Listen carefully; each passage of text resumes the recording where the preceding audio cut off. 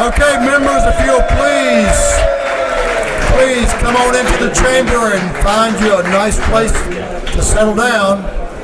We would appreciate that. It's good to see everyone here this morning, so if everyone will come in, we'll be ready to welcome the governor.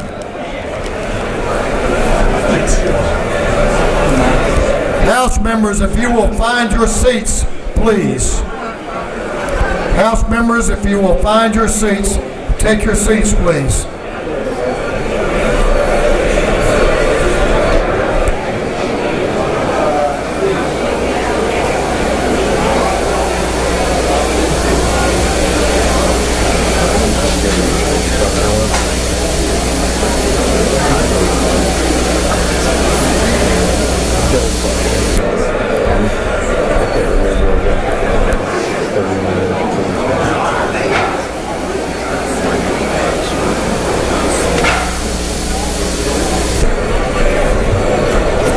Members, please take your seats.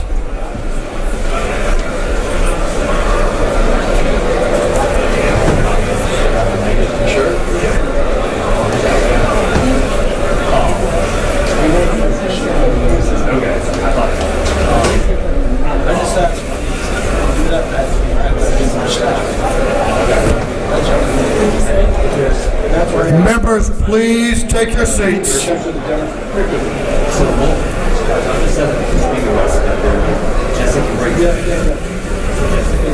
Well, it is my great honor this morning to welcome everyone here to this House chamber for the state of the state.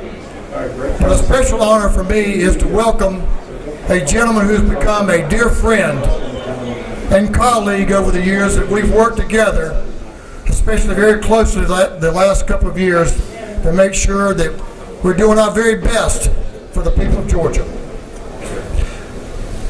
The Lieutenant Governor of this state works very diligently under this gold dome on a continuous basis to make sure we continue to make Georgia the very best place it can be made. And I thank you, Lieutenant Governor. But what I especially want to thank you for, as a South Georgian, I want to thank you for your interest and your concern and your engagement with the people that suffered the generational damage from Hurricane Helene. You left this gold dome, you left your family, and you were there with the people of this state. As Speaker, I want to thank you, but as a Georgian and a friend, I just want to tell you how much that means to me, how much that means to the people of Georgia. The Lieutenant Governor of this state, the Honorable Burt Jones. Appreciate that. Thank you.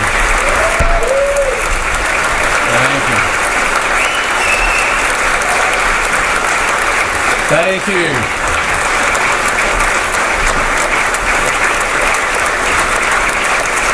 Thank you, thank you, thank you. Thank you. Thank you.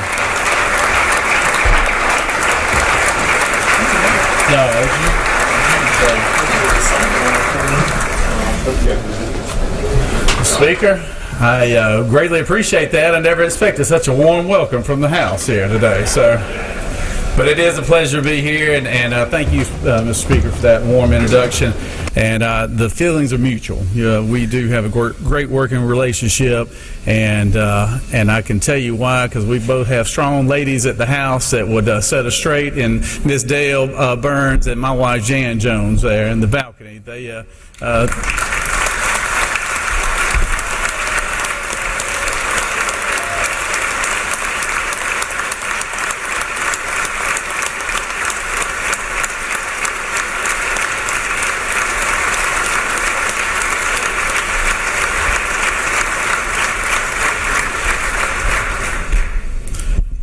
And we look forward to a great session this year.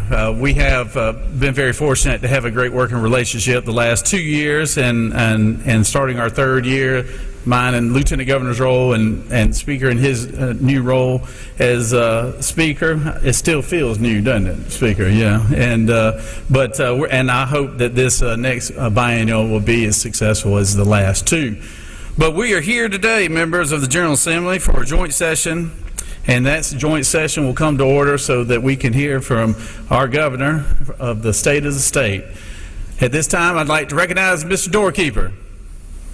President, the Honorable Michael Boggs, Chief Justice of the Supreme Court and the Justice of the Supreme Court, along with the Honorable Amanda H. Mercier, Chief Judge of the Court of Appeals, and the judges of the Court of Appeals await entrance to the chamber. Mr. Doorkeeper, please allow the Honorable Michael P. Boggs, the Justice of the Supreme Court, and the Honorable Amanda Mercer, and the judges of the Court of Appeals, entrance into this chamber.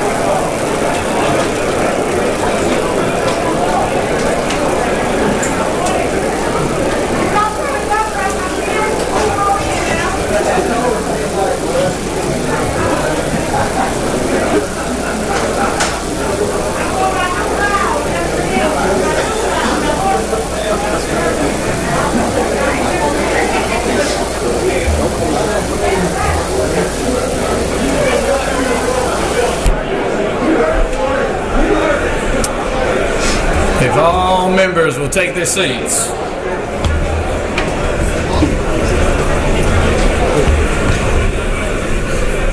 If all members will take their seats.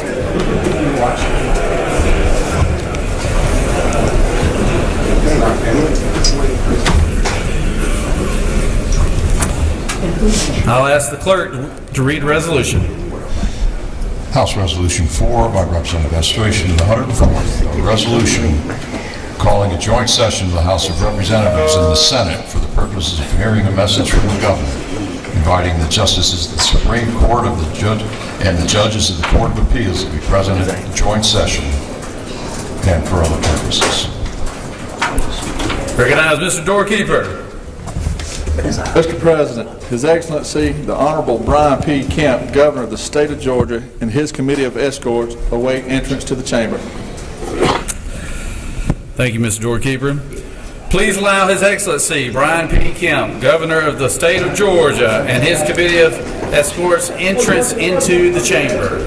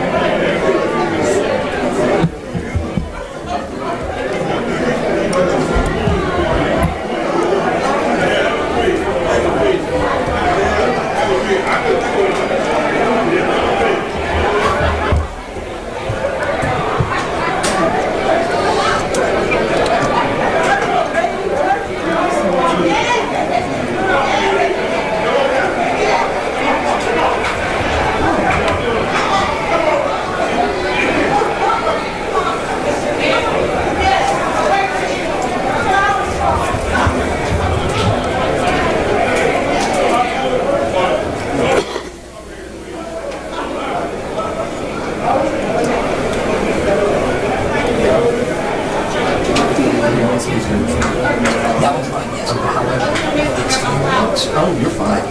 Hey, I still want to do that. That's all the time. So feel free. Right. Yeah, well, that's what oh my God, it's 20 started.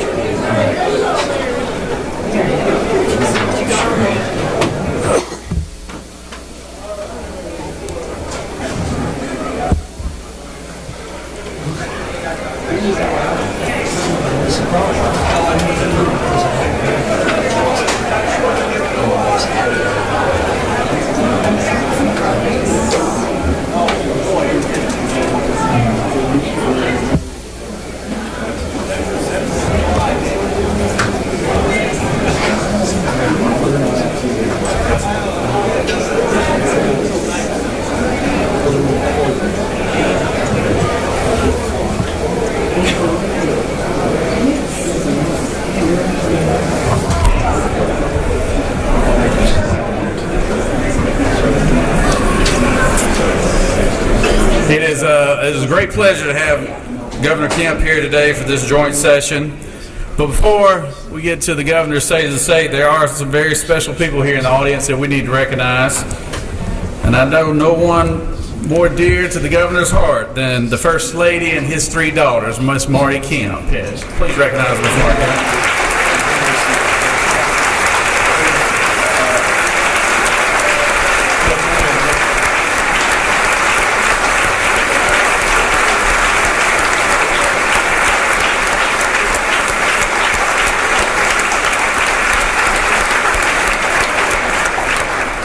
We'd also like to welcome the governor's mother is here today. So, Miss Ann Cavins.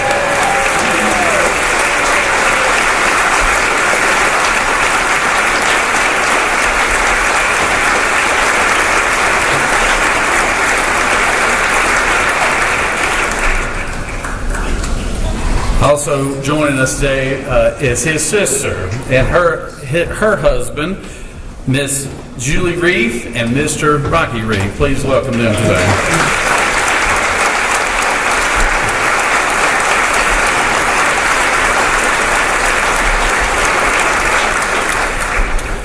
Also like to recognize the First Lady of the Senate. The lady is very dear to my heart, Miss Jan Jones.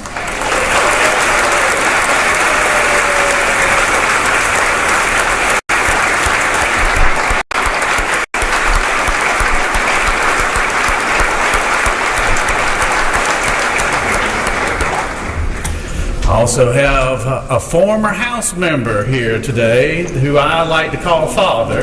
Mr. Bill Jones is here today as well.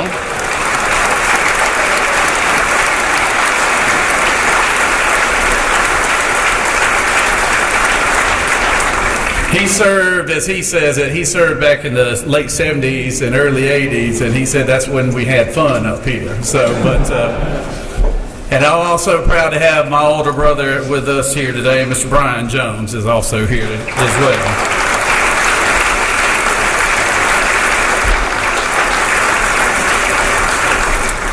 Obviously, Speaker Burns, I take great pleasure in getting to introduce your lovely wife, Miss Dale Burns, here today.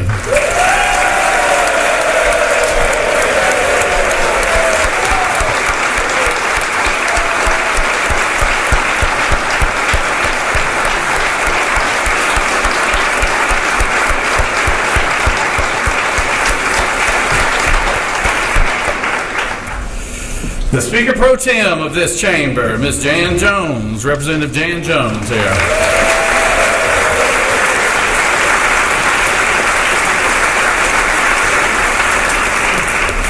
And our fine Pro Tem, the man from Macon, Georgia, Mr. Senator John F. Kennedy, here today.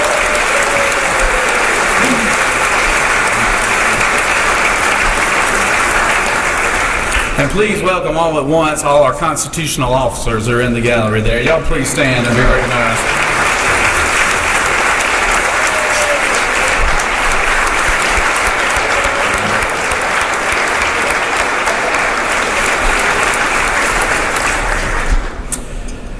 I want to thank Governor Kemp for his steadfast leadership these last 6 years. Governor Kemp has created economic growth beyond our imagination, and he's done it from Brunswick to Blue Ridge, from Augusta to Columbus. He is somebody who works tirelessly for the good people of the state of Georgia, and he is somebody that I've been proud to work with, not just in my time in the state senate, but as starting my 3rd year as lieutenant governor.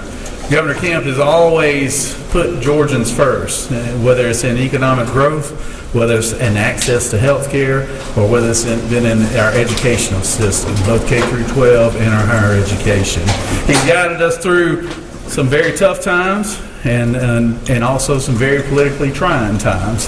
He guided us through a pandemic in his early stages of his governorship. He also led us and really made us a model through the tragic incident that happened during Hurricane Helene, where we had so many of our Georgians who were affected by it. You didn't hear a lot about it on the national level because Governor Kemp and his team did such a great job of getting in front of that storm and before and working through the aftermath before the news media could pick up on the fact that Georgia was doing things right. We weren't trying to blame anybody else. We were doing things right, and he's still going to do more for those citizens of those communities that have been so affected by that. He's in his last 2 years, and he deserves a lot of respect, and he deserves a lot of credit for what we've been able to do here as elected officials in this state. And I look forward to serving the next 2 years with Governor Cleon as well as Speaker Burns, with you as well, our elected officials, both on the House and Senate side. So please give a warm welcome to the Governor of the great state of Georgia, Mr. Brian P. Kemp.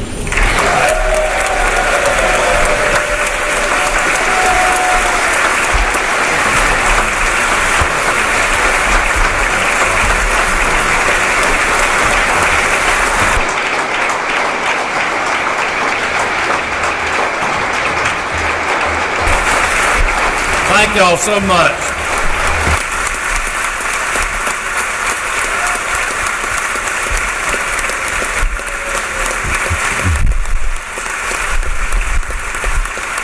Thank y'all. You're very kind. Thank you very much.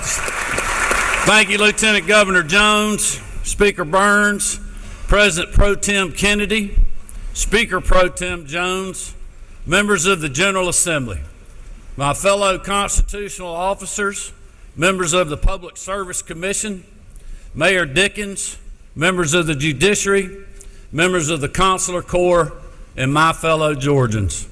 As we begin a new year with some new colleagues under this gold dome, and as we reflect on the past successes and challenges of prior years, I'm reminded again and again that no matter what, Georgians outlast the tough times and achieve new heights of success.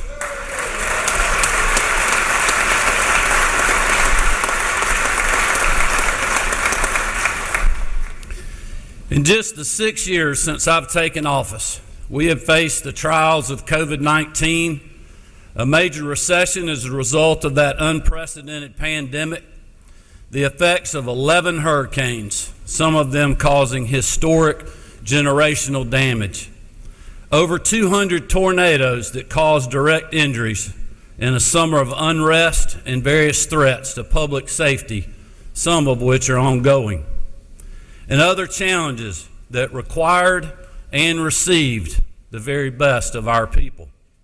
And through it all, time and time again, Georgians have risen to the occasion. As the saying goes, tough times don't last, but tough people do. And if there is anything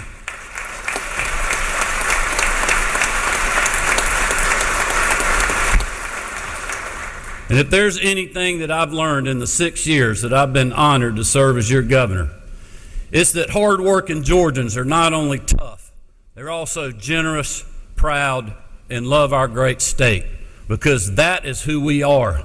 And that is why the state of our state is not only strong, it is resilient.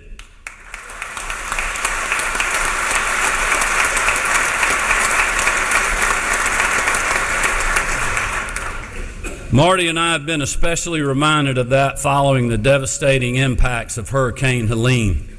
With historic rainfall and mudslides in North Georgia, record flooding in Atlanta with over 11 inches in just 2 days, and a massive amount of damage across much of the southeastern United States. Hundreds of thousands of Georgians across the state were victims of that storm's fury. Georgia Power reported it was the worst storm they've ever seen, with over 11,800 power poles broken, over 5,800 transformers damaged, and over 20,000 people who worked around the clock to restore power. In total, 230 people across the country lost their lives, 34 of them right here in Georgia, including 4 of our children. Marty and I toured 16 of the hardest hit counties in Helene's wake, and in every community we saw utter devastation. But in the face of grief and unbearable loss, we also saw everyday heroes. We saw neighbors helping neighbors, lending a hand or a chainsaw even when their own home or farm was in need of attention. We saw brand new church outreach programs feeding whole towns. And we saw first responders who put their lives above their own. Will you please join me in applauding their bravery?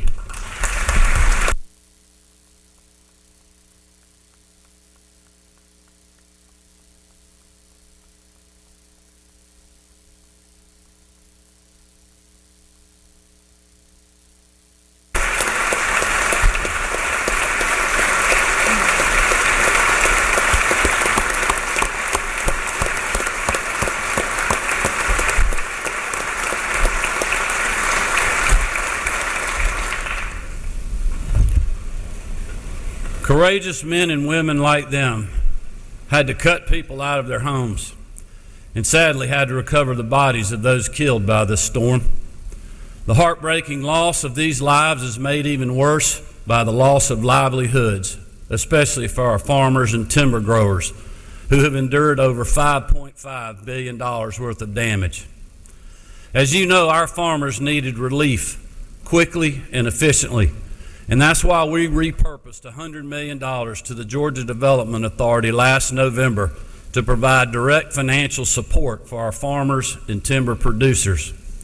It's also why, along with our congressional delegation, Lieutenant Governor Jones, Speaker Burns, Commissioner Harper, many of you, and many others, urged the U.S. Congress and the Biden administration to fast-track block grants to our state.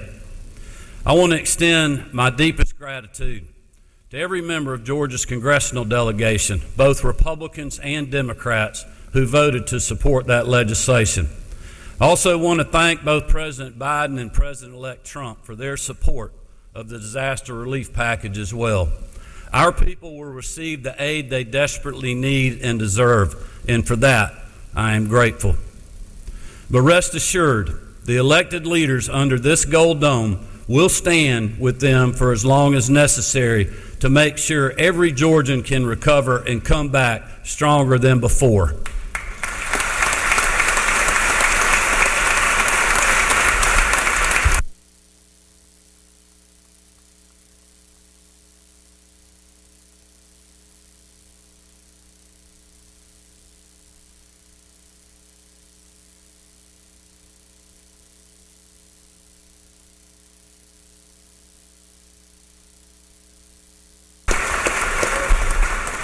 Thank you, and I thank the many members who worked so hard out there on the ground as well in helping with the recovery. And just as communities across the state need relief after Hurricane Helene, all Georgians need permanent relief from the historic storm of inflation. The past 3 years have drained family bank accounts, sapped the strength of our small businesses, and left too many Georgians struggling to make ends meet. From groceries and rent to building supplies and everyday goods and services, the price of nearly everything Georgians purchase or consume has gone up, often faster than their take-home pay. This happened because the federal government decided to spend your money like it was somebody else's, like a credit card with no limit that someone else would have to pay back, instead of reining in spending, cutting taxes, or even coming close to balancing a budget. But in Georgia, we don't conduct the people's business with trillion-dollar deficits or endless continuing resolutions. Just because we take in more money doesn't mean we need to create new big government programs to fund for eternity.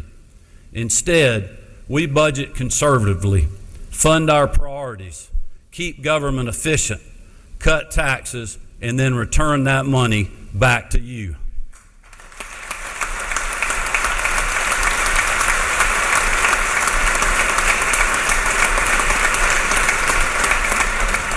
Between multiple tax rebates, multiple suspensions of the state gas tax over the past 2 years, the homeowner tax relief grant you passed last year, and the largest state income tax cut in history that the members seated here helped us accelerate, we've committed to saving Georgia taxpayers over $7.6 billion.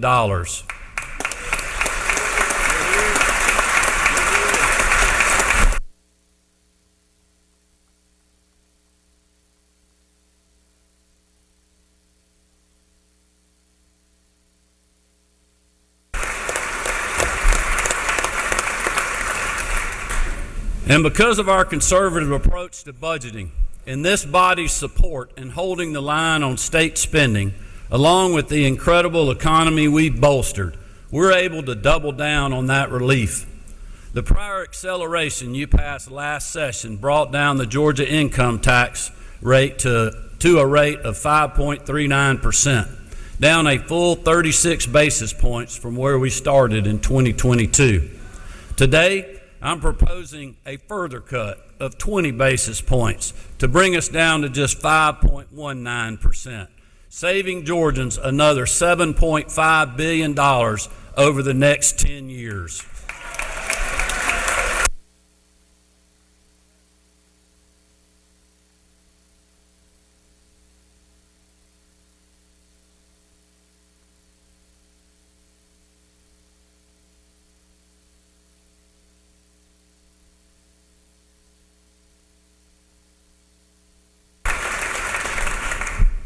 Because at the end of the day, that's your money, not the government's.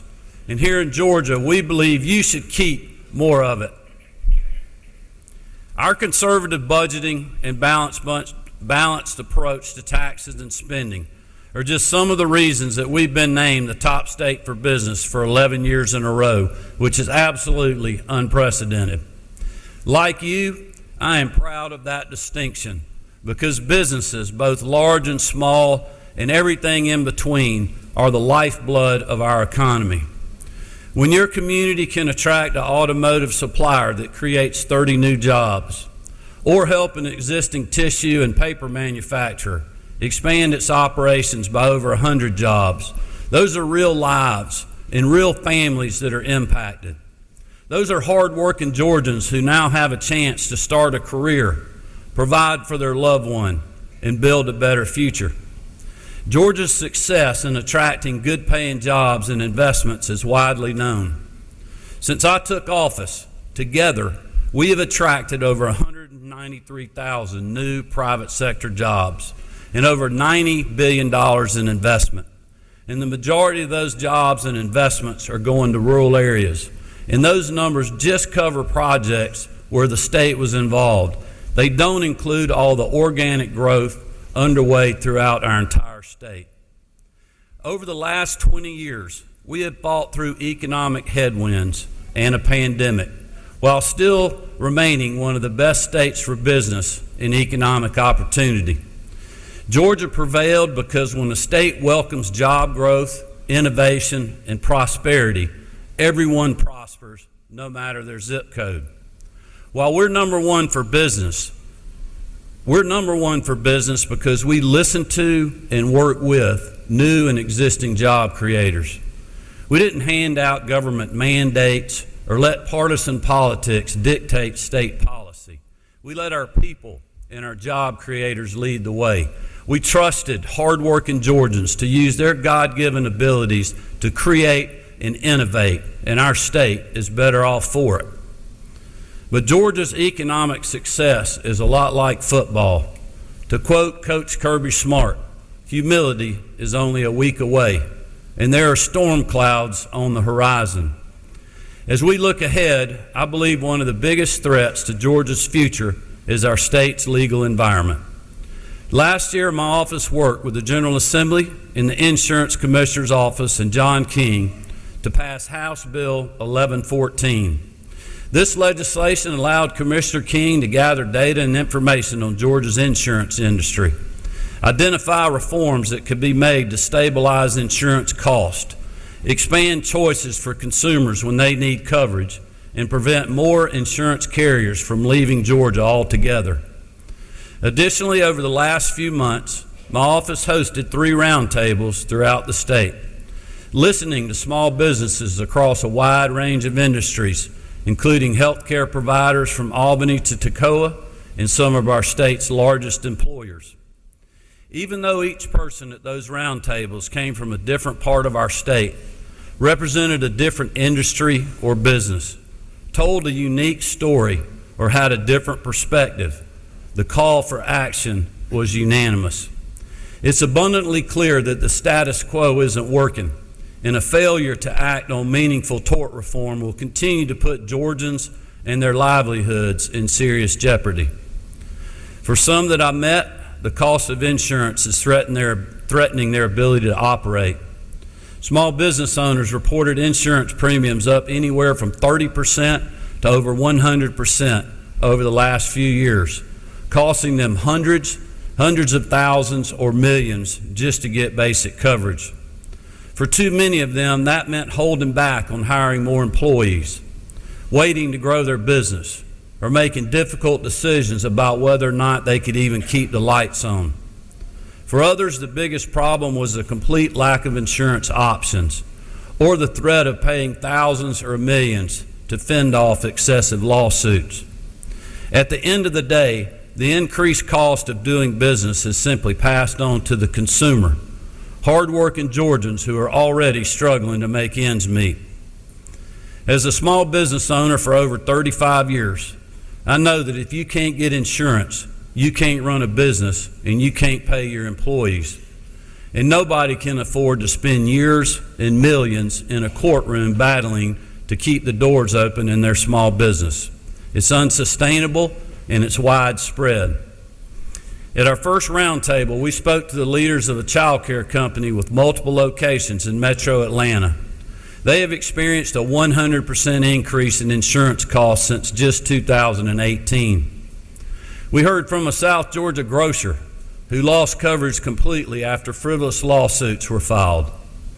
One business owner's statement stuck out to me. He said, "At this point, I don't feel like I'm able to run my business. I'm just trying not to lose it." That sentiment carried into our second roundtable with healthcare providers in Macon, where we heard firsthand the challenges our legal environment poses to critical services, our healthcare workforce, and the ability for hospitals and clinics to operate. One hospital system that serves much of rural Georgia had liability premiums go up 115% in just 1 year. Another hospital in northwest Georgia actually had their premiums decrease 13% from 2022 to 2024, but only because the facility closed their labor and delivery unit in 2021. This was due to workforce challenges and soaring liability insurance costs. We were told story after story of hospitals struggling to recruit and retain doctors, especially OBGYNs and other specialty disciplines, because other states offer stronger protections for healthcare providers, lower insurance rates, and a more level playing field in their courtrooms. And we've heard from multiple doctors who wondered how much longer they're going to be able to practice for fear of being targeted by baseless or excessive lawsuits. These stories highlight a legal environment that leads to fewer options for Georgians seeking care, higher cost, and ultimately worse health outcomes for our people. At the third roundtable, some of Georgia's favorite brands and biggest job creators shared the challenges confronting their businesses and employees. The roundtable was hosted by Waffle House, and I think everyone here will agree that no matter your politics, there's nothing more Georgian than ordering hash browns smothered and covered from one of their 440 locations across our state.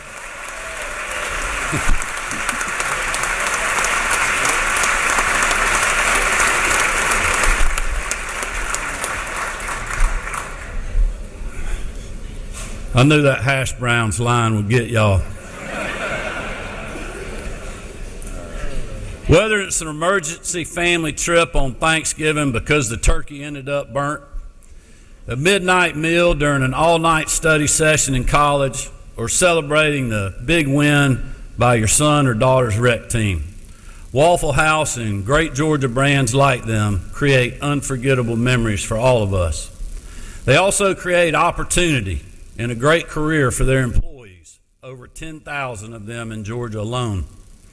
Waffle House, as you know, is open on July 4th, Thanksgiving, Christmas, New Year's, Easter, and everything in between, in case one of us needs a cup of coffee, an all-star special, or just a friendly smile.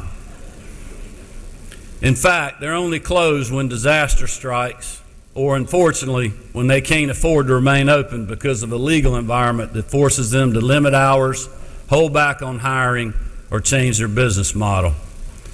Georgia accounts for roughly 22% of Waffle House locations in the country, but almost 37% of their litigation cost.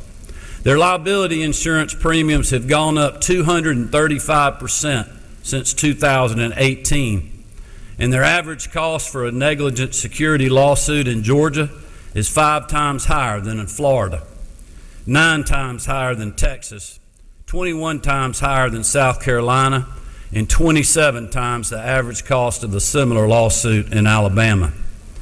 When we talk about how to continue Georgia's success as the top state for business for the next 11 years and how to keep our state's best and brightest days ahead, it starts right here. Stories like Waffle House, stories like those small town grocers and child care facilities, the mom and pop restaurants that make our communities special, the healthcare providers who are there for us when we need them the most. Without them, our state is not the same, and Georgia will never realize its full potential. The tort reform legislation my office will introduce in the coming days will be comprehensive but fair, because in Georgia we believe those who do wrong should be held accountable, and if you have been wrong, you deserve justice. I also believe the legislation we will be introducing can and should have bipartisan support. Making sure your neighborhood has a grocery store with fresh food available to a young single mom or an elderly couple on a fixed income isn't a Republican or a Democrat issue. Recruiting an OB/GYN or a GI doctor to your hometown doesn't depend on what lever you pull in the voting booth. Stabilizing the cost of car insurance and ensuring families have access to affordable housing is not partisan, it's common sense. Giving working people and small business owners a chance at the American dream is about who we are as a state, not what political party we support. To my Democratic friends, there is no reason we can't tackle tort reform together. Passing anti-hate crimes legislation, repealing the citizen's arrest statute, and supporting victims of human trafficking. These are all tough issues, but Democrats and Republicans accomplished them together because it was the right thing to do for all Georgians, not just the ones that voted for us.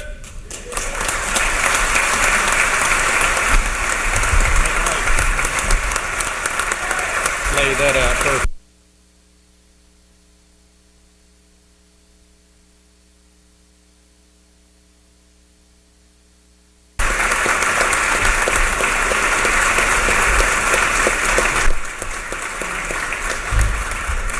As a former legislator myself, I can promise you that a vote to support the hardworking men and women of our state, a vote to put them first ahead of the status quo, is never a bad vote.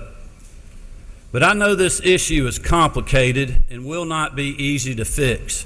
There are many different stakeholders with competing ideas about how to move forward. However, doing nothing is no longer an option. We will do what is right by the people of our state. We will be fair to all involved in this important debate, and we will work together to pass legislation that strikes the right balance and puts hardworking Georgians first. But also want to be very clear. There's always room for compromise, but there will be no room for excuses, half measures, or failure. Whether it is this legislative session or perhaps a second one later this year, we will achieve meaningful, impactful tort reform.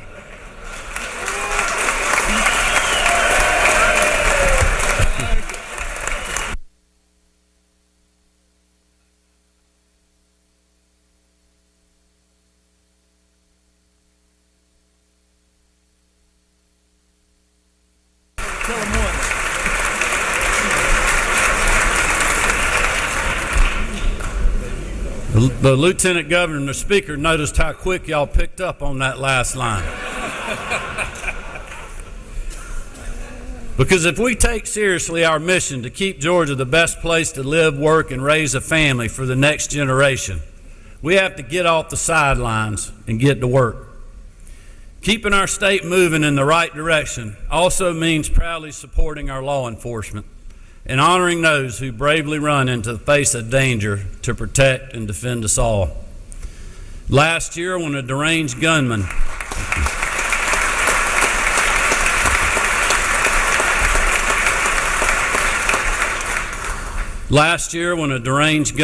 attacked one of our schools, a place that should be safe for everyone, 2 on-site officers confronted and arrested him within 2 minutes, while numerous local and state law enforcement rushed to the scene, including Sheriff Judge Smith.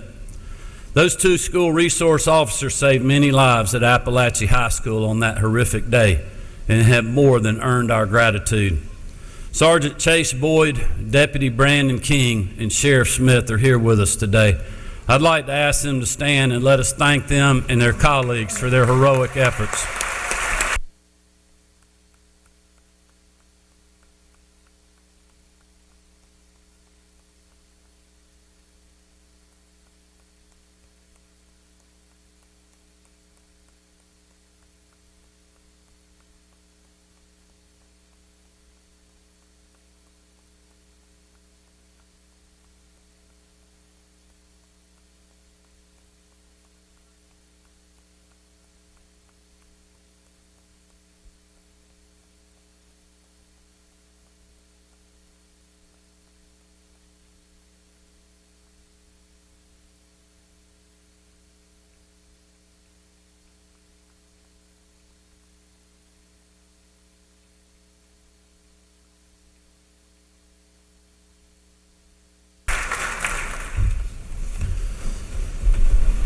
As you can imagine, these 2 did not want to be with us here today. They wanted to be protecting their school, but I told them it was important for them to be here, for us to let them and their colleagues around the state know how much we appreciate what you do every single day to keep our schools and our communities safe. Thank you all.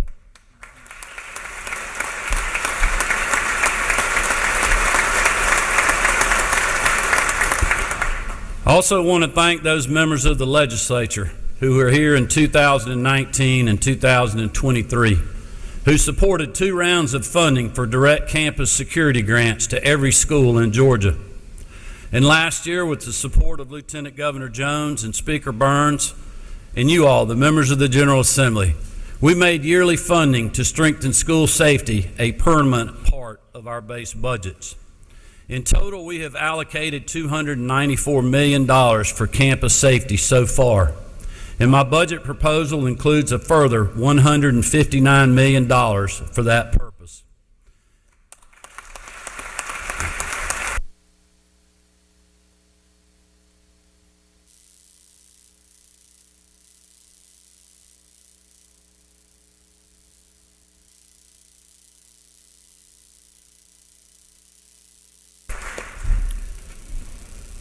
And just as we're protecting Georgia's children in our classroom, we're also going after those who target them outside of school, including gangs and human traffickers. Thanks to the vital work of the members of the Grace Commission, law enforcement partners, including the GBI's Human Trafficking Exploitation Unit, and prosecutors on the state and local levels, all championed by the nation's best First Lady, Marty Kemp. The state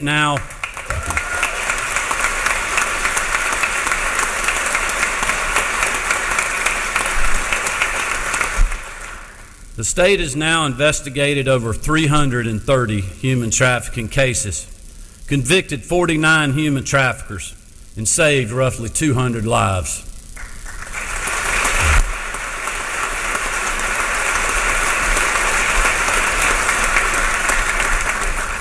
I want to thank Attorney General Chris Carr and the Human Trafficking Prosecution Unit, led by Hannah Palmquist, for all that they have done to help make Georgia a safe place for victims and a hostile state for the perpetrators. The Attorney General's office has also investigated 140 gang-related cases, securing 52 convictions and charged more than 140 individuals. And that's just since the unit was stood up less than 2 years ago. My budget includes just over $1.2 million to expand the gang and human trafficking prosecution units in the Attorney General's office to further this good work. Also, Marty will spearhead the passage of her 10th human trafficking bill that will reinforce the good work of the Grace Commission. Their resilience in fighting this good fight is why Georgia is leading on this issue, and this latest measure will be yet another reminder that if you come after our children, we are coming after you.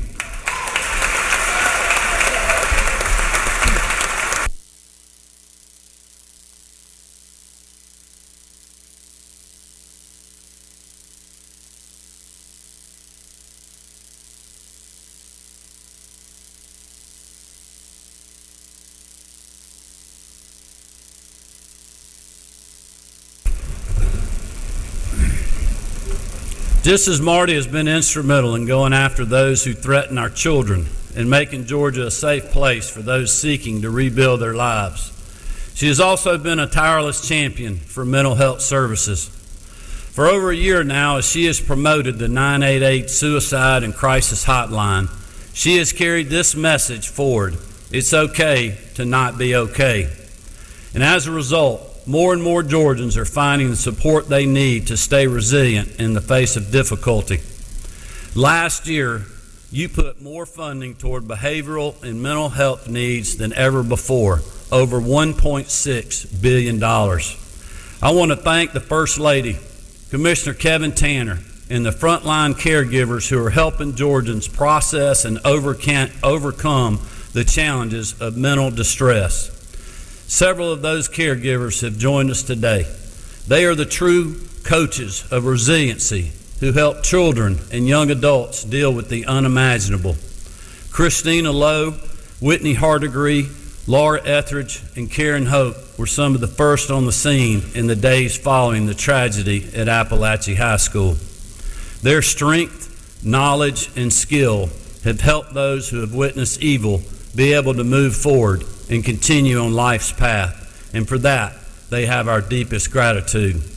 I'd like to ask Christina, Whitney, Laura, and Karen to please stand and let us recognize you and thank you for all that you are doing.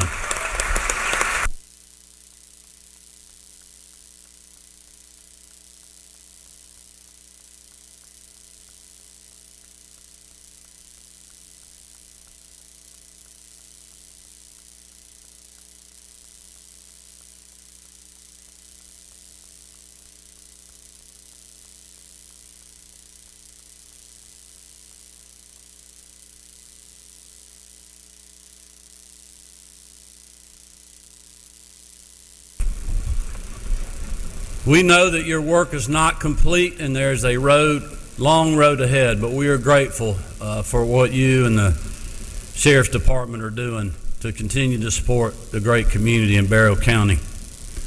Mental health services like this are improving the quality of health care and access in our state, as is the newly launched state-based exchange, which is the latest milestone on the plan we laid out in the Patients First Act of 2019. These ongoing efforts are lowering the cost of premiums and increasing the number of those insured in Georgia. In fact, since I took office, the combined work of Georgia Access and Georgia Pathways is covering over 1.5 million people across our state. I will continue to repeat this until I'm blue in the face, even though many on the other side or in the media do not want to hear it.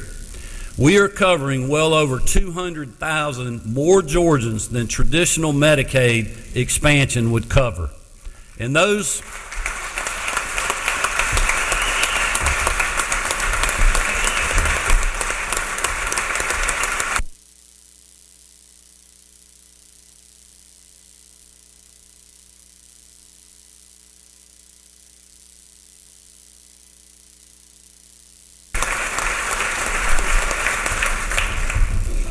And it's important to remember, those Georgians are on better plans that deliver better coverage and lead to better health outcomes for them and their families. In fact, since I've taken office, we've seen over 93 provider rate increases through traditional Medicaid, and costs to the state have grown by more than $250 million per year. So when you hear someone say that fully expanding traditional Medicaid is fiscally responsible, know that they are selling you a bill of goods because the numbers simply don't match the rhetoric. In total, Georgia spends over $4.2 billion for Medicaid in our state. And there are those who say the program only needs more money to succeed. Well, I respectfully disagree. With the new administration coming to Washington, I'm looking forward to furthering our innovative approach to health care access, which is making Georgia a leader in this field. And as I announced yesterday alongside Lieutenant Governor Jones and Speaker Burns, we're making it even easier to sign up for the Georgia Pathways program that helps Georgians start a rewarding career, get a degree, attain real-world skills, and ultimately receive better health care coverage. My high school football coach used to say, winning is contagious. He knew that when you have the momentum, when the entire team buys into the same mission, the same vision, when they play for each other, good things happen. Much like winning in football, I believe Georgia's success can be contagious. In spite of unprecedented challenges and many hard days, Georgia has enjoyed historic success. From jobs and investment, growth and opportunity, to freedom and prosperity. As the Speaker always says, it's a great time to be a Georgian. We achieved more than many thought we would, and we proved big things can get done. We showed that the Georgia way is indeed the better way. So let's keep playing hard for the people who sent us here. Let's keep putting hard-working Georgians and our state's success first. Let's avoid distractions and line up together to secure victory. I believe Georgia's success, its prosperity, and its promise for opportunity for all are indeed contagious, and it's our job to keep it that way. So let's get to work. Thank you all. May God bless you, and may God continue to bless the great state of Georgia. Thank you very much.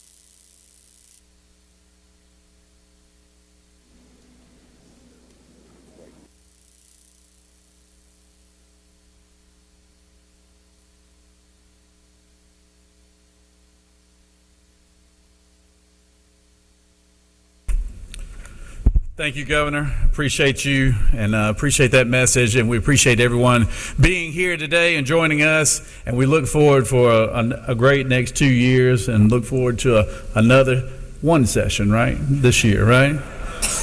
I heard that. Recognize the Senate Pro Tem for a motion. Mr. President, I move that this joint session of the Senate and House of Representatives be dissolved. The Pro Tem has moved. All those in favor of his motion signify by saying aye. All those opposed, same sign. The ayes clearly have it. Y'all have a wonderful day. We adjourn.